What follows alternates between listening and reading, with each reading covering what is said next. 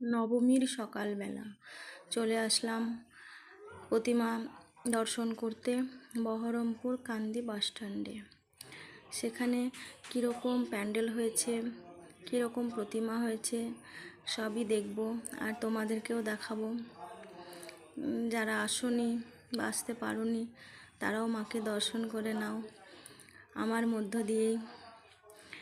চলো ভেতরে যাই, দেখি কেমন প্রতিমা হয়েছে, আর তোমরাও দেখো, তারপরে কমেন্ট করে বলো কেমন লাগলো মাকে। নিশ্চয়ই ভালোই লাগবে, বাইরেটা এত সুন্দর, তাহলে ভেতরের প্রতিমা তো সুন্দর হবেই।